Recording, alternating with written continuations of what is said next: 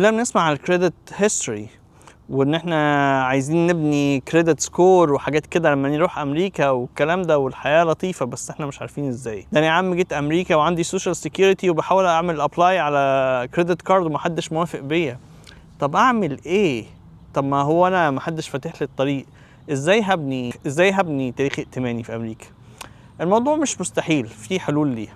اولا لو انت مش عارف تعمل كريدت كارد فانت ممكن تعمل حاجه بيسموها سكيور كريدت كارد. سكيور كريدت كارد ده بيتعمل في بنوك كتيره. بتروح تقول لهم انا عايز اعمل سكيور كريدت كارد. يعني ايه سكيور كريدت كارد؟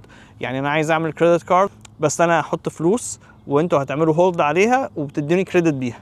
يعني مثلا احط $500، احط $1000 وطلع لي كريدت بيها. فانا لما استخدم الكريدت دوت شويه مع الاستخدام الكريدت بتاعي يبدا يزيد، وبعد فتره بيشيلوا الهولد او التجميد اللي على الفلوس ديت وترجع تقدر تستخدم الفلوس ديت عادي تاني. فتقدر تبقى عندك بعد كده سكيور كريدت كارد، يبقى عندك كريدت كارد عادي.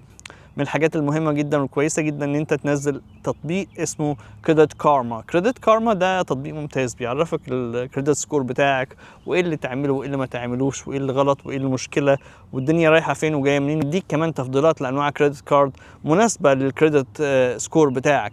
لو عملت ابلاي عليها بيبقى مكتوب لك ان انت ممكن بنسبة عالية جدا يتم القبول. طبعا لازم تقرا التفاصيل. لو لقيت حاجة كده ممكن تعمل ابلاي وتتقبل الكريدت كارد بتاعك بسهولة كبيرة. فده مع ده بتبني. مهم جدا يوم ما تبقى عندك كريدت كارد انك تاخد بالك لان الفايده بتاعت الكريدت كارد عاليه جدا. فلما تشتري قد ما تقدر تدفعه على طول. طول ما انت بتشتري وبتدفع فالدنيا عندك ماشيه. انك تدفع المينيمم بتاع كل شهر في الكريدت كارد ده بيخلي عليك فلوس كتيره وبيخليك في مشكله اكبر. قد ما تقدر حاول انك تدفع بسرعه. انا عارف ناس كتيره بتفكر تقول طب انا بعد فتره اقدر اشتري بيت والكلام ده. تقدر تشتري بس اسعار البيوت دلوقتي غاليه جدا، وبالتالي المورجج والاقساط والحاجات ديت بتبقى مرتفعه جدا. مش بسهوله انك تشتري زي زمان، خصوصا في الاماكن المطلوبه زي نيويورك زي نيوجيرسي زي اماكن فيها طلب كبير. لما تروح حتت مثلا ما عليهاش طلب كبير تلاقي اسعار البيوت فيها رخيصه، فتلاقي ممكن تشتري وتبقى القسط بتاعك مش عالي وتبقى الحياه لطيفه.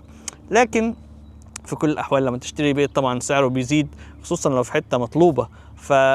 دي قصة ممكن تبقى تفكر فيها لما يجي وقتها، لكن تبني الكريدت سكور بتاعك النهاردة عشان بكرة تقدر تتصرف في الشكل اللي يناسبك. تحياتي للجميع، مع السلامة.